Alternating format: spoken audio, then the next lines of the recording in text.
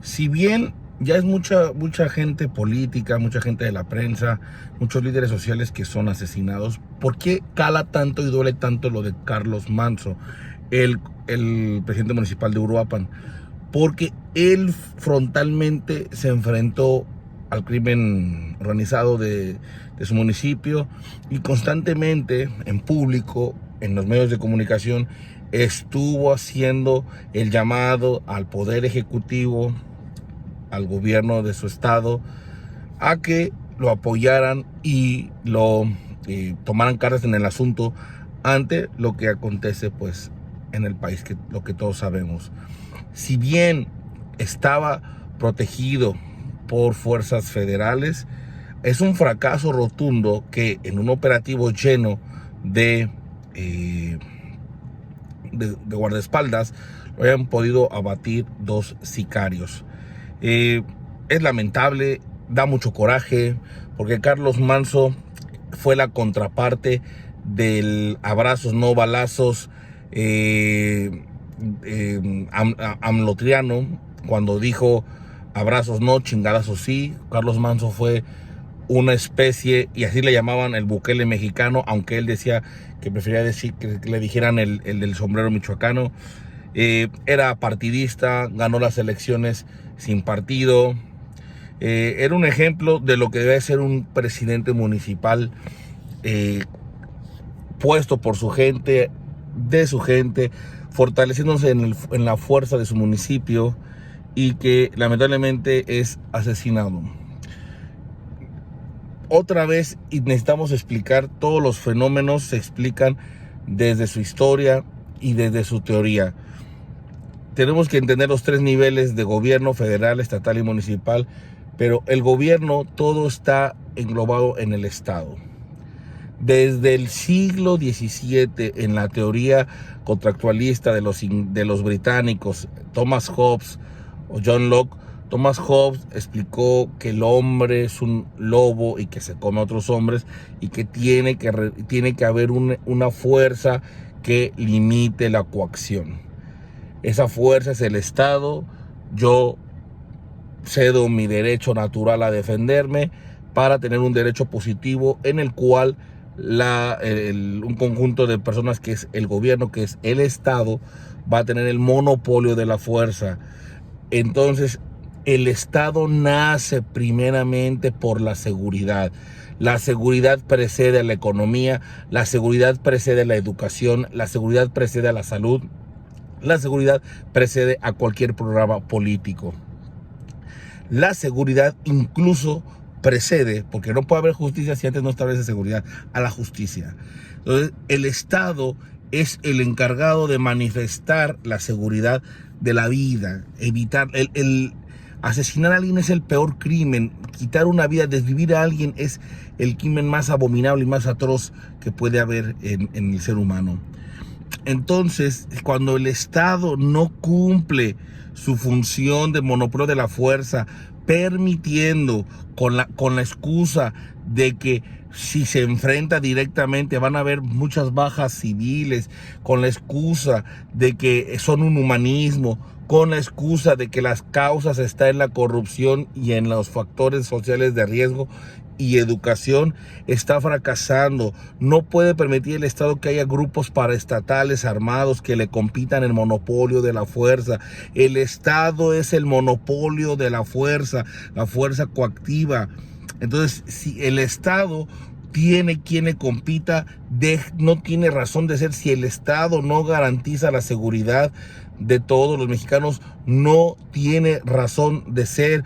Per se, no es la democracia lo que legitima a un gobierno, sino su capacidad de ser Estado, es decir, su capacidad de tener seguridad.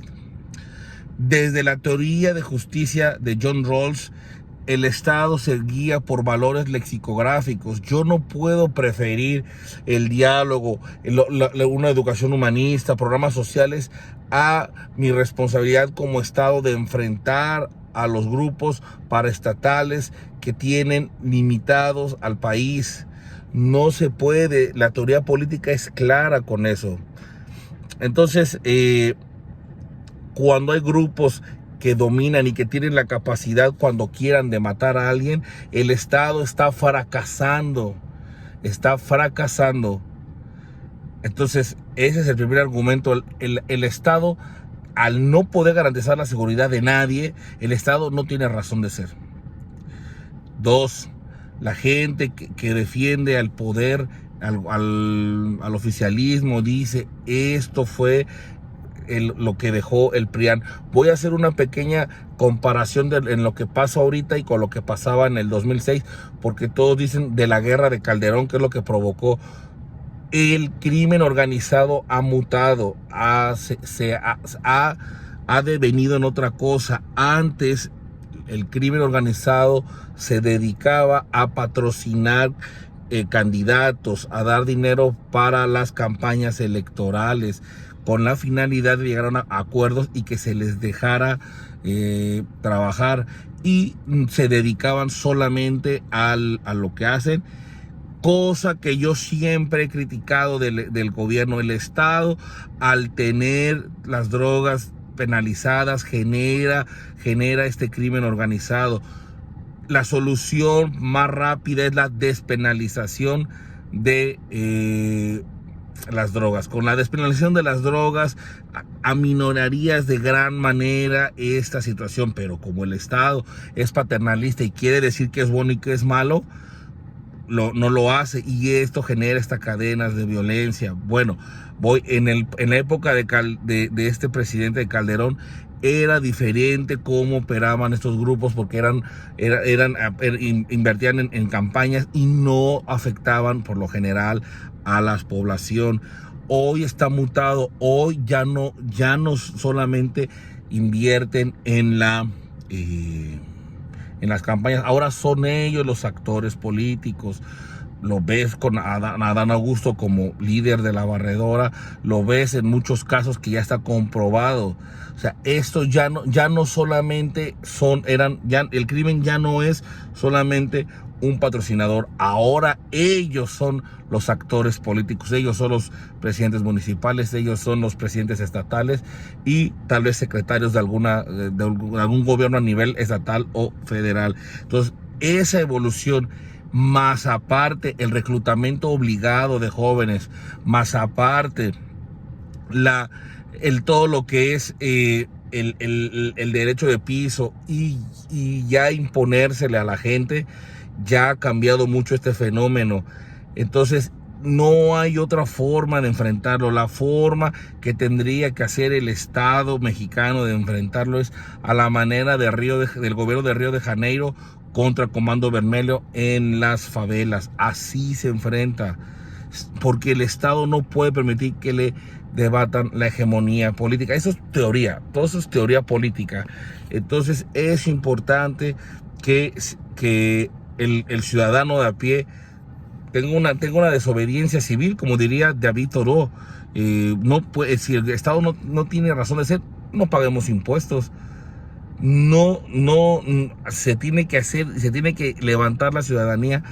Hay una marcha el 15 de noviembre, entonces se tiene que pedir, se tiene que exigir, si es posible, incluso la destitución del Ejecutivo. Sabemos que muy difícilmente que funcione, pero por lo menos tenemos que alzar la voz, porque esto es dramático en el país, ¿no? Y si continúa esto, es posible una intervención norteamericana en el país. Sabemos que cuando Estados Unidos, eso nos enseña la historia, ha estado en el territorio mexicano, han ocurrido cosas terribles. Y tercero, eso es la causa de los votantes que han visto el fracaso de esta estrategia. Háganse responsables. ¿Bajo qué argumentación pueden justificar diciendo que esto viene del PRIAN? Ya tuvieron un sexenio con López Obrador y ahorita llevan más de un año con el de Sheinbaum y han fracasado. Yo no puedo argumentar es que me dejaron un país hecho en quiebra, suponiendo. Bueno, ya se debió de haber notado la diferencia en materia de seguridad, pero está empeorado. Todo está empeorando y el cambio de paradigma en la seguridad está siendo muy marcado. Se necesita personas pensantes, se necesita una democracia crítica y entender que la narcopolítica deviene necropolítica.